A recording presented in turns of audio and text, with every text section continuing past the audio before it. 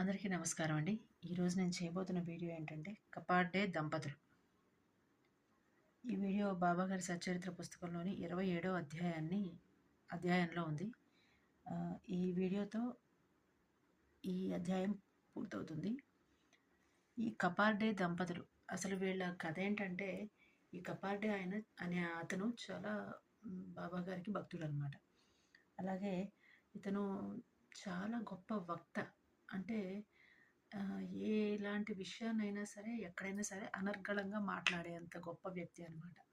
అలాగే ఆహ్, గొప్ప ప్లీడరు. అలాగే ఢిల్లీ కౌన్సిల్‌లో సభ్యుడు.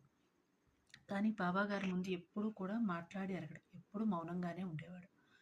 ఆహ్, ఏదైనా సరే, ఎవరికైనా సరే వివరించి చెప్పగలిగినంత అదే మనం ముందే చెప్పుకున్నాం కదా! వక్త అని. వక్త అంటే ఏదైనా సరే ఈ విషయం తెలుసు, ఈ విషయం తెలీదు అనే ప్రస్తావన అనేది ఉండదు. ఏదైనా సరే వివరించి విస్తారంగా చెప్పగలిగిన గొప్ప వ్యక్తి అనమాట. కానీ బాబా గారిని ఎప్పుడు ప్రశ్నించడం గానీ, ఆయన ముందు నోరెత్తి మాట్లాడడం గానీ చేసేవాడు కాదు.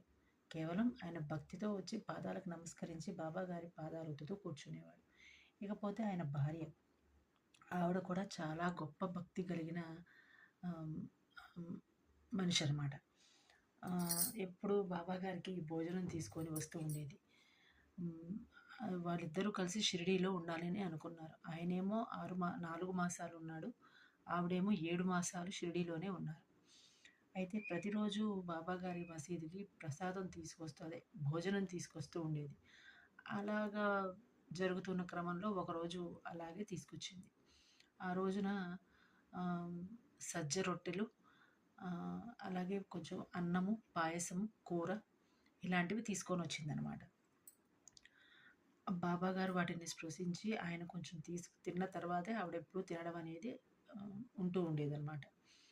ఆ రోజు బాబాగారు అంటే ఎప్పుడు చాలా సేపు ఆహ్, అంటే ఆలస్యం చేసే బాబాగారు ఆ రోజు తీసుకొచ్చిన ప్రసాదాన్ని వెంటనే గబగబా వచ్చి ఆయన గద్దె మీద నుంచి దిగొచ్చి కూర్చొని తింటూ ఉండడం గమనించారు అక్కడున్న భక్తులందరూను.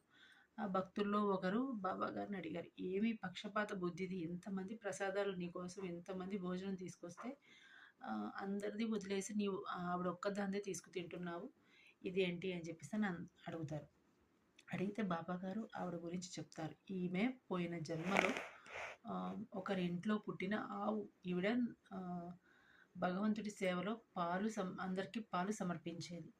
తర్వాత జన్మలో ఒక వర్తకుడికి ఆహ్, క్షత్రియ కన్యగా పుట్టి ఒక వర్తకుడికి భార్య అయింది.